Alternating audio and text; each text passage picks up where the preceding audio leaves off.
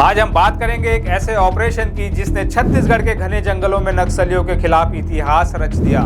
जी हां, हम बात कर रहे हैं ऑपरेशन संकल्प की, जो कर्रेगुट्टा हिल्स में चलाया गया। इस ऑपरेशन में 31 नक्सलियों के शव बरामद हुए, सैकड़ों नक्सली ठिकाने तबाह किए गए और सुरक्षा बलों ने दिखा दिया है कि देश की सुरक्षा से कोई समझौता नहीं। लेकिन क्या आप जानते हैं इस ऑपरेशन के पीछे की कहानी क्या है? क्या सचमुच सभी मारे गए लोग नक्सली थे या कुछ और सवाल है जो अभी अनसुलझे हैं? और क्यों कांग्रेस विधायक विक्रम मंडावी ने छत्तीसगढ़ की भाजपा सरकार पर उठाए सवाल? नमस्कार, मैं चंद्रशेखर और आप देख रहे हैं नवप्रदेश टीवी। 21 अप्रैल 2025 को छत्तीसगढ़ तेलंगाना बॉर्डर पर कर्रेगुट्टा हिल्स के घने जंगलों में एक बड़ा अभियान शुरू हुआ जिसका नाम था ऑपरेशन संकल्प। ये ऑपरेशन नक्सलियों के सबसे मजबूत गढ़ यानी बटालियन नंबर 1 को खत्म करने के लिए शुरू किया गया था।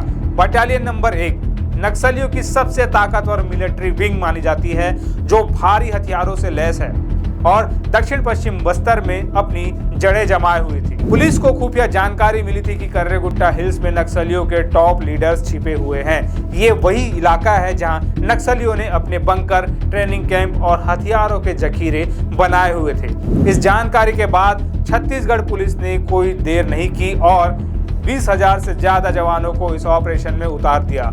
इस ऑपरेशन में छत्तीसगढ़ पुलिस के जिला रिजर्व गार्ड यानी DRG, Bastar fighters, special task force, STF, केंद्रीय रिजर्व पुलिस बल, सीआरपीएफ और इसकी खास कोबरा यूनिट शामिल थी।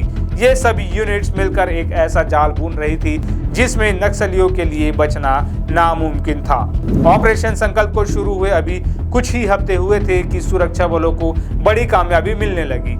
24 अप्रैल को कर्रेगुट्टा हिल्स में 3 महिला नक्सलियों को मार गिराया गया।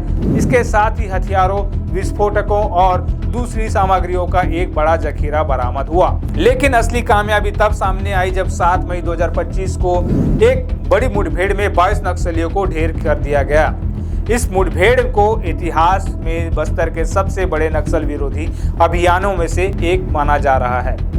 कुल मिलाकर अब तक इस ऑपरेशन में 31 नक्सलियों के शव बरामद किए जा चुके हैं, जिनमें से 20 की पहचान हो चुकी है। पुलिस सूत्रों ने बताया कि इन 20 शवों में से 11 को पोस्टमार्टम और कानूनी प्रक्रिया पूरी करने के बाद उनके परिवारों को सौंप दिया गया है।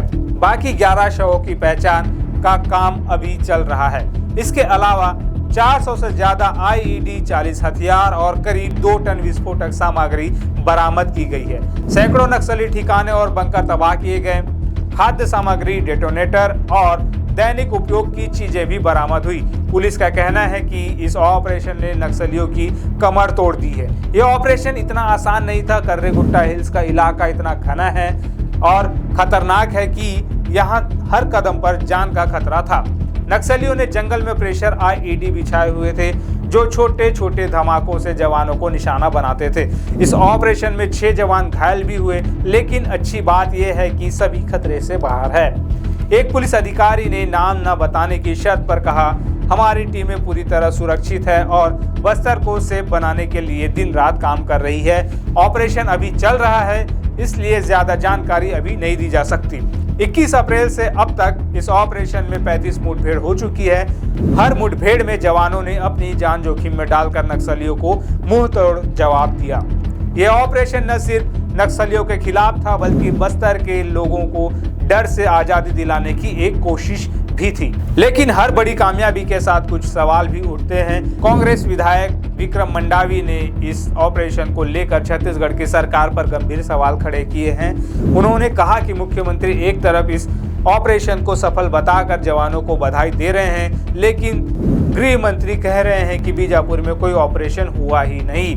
मंडावी ने पूछा, अगर 22 नक्सली मारे गए तो उनकी शिनाख्त में इतनी देरी क्यों? क्या ये लोग सचमुच नक्सली थे या फिर कोई और?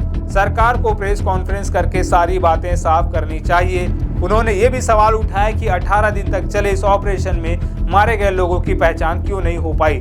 मंडावी का कहना है कि सरकार के बयान विरोधाभासी है और जनता को सच जानने का हक है। जानकारी के मुताबिक बीजापुर के एसपी जितेंद्र यादव ने कहा है कि इस ऑपरेशन की पूरी जानकारी बुधवार को एक प्रेस कॉन्फ्रेंस में दी जाएगी, लेकिन तब तक ये सवाल लोगों के मन में बने रहेंगे। ऑपरेशन संकल्प ने न सिर्फ नक्सलियों को बड़ा झटका दिया, बल्कि बस्तर के लोगों में भी एक नई उम्मीद जगाई है। इस साल अब तक छत्तीसगढ़ में 168 नक्सली मारे जा चुके हैं, जिनमें 151 बस्तर डिवीजन में मारे गए।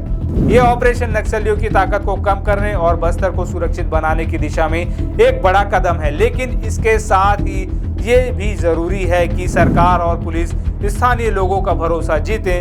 मंडावी जैसे नेताओं के सवालों का जवाब देना और पारदर्शिता बरतना बहुत जरूरी है।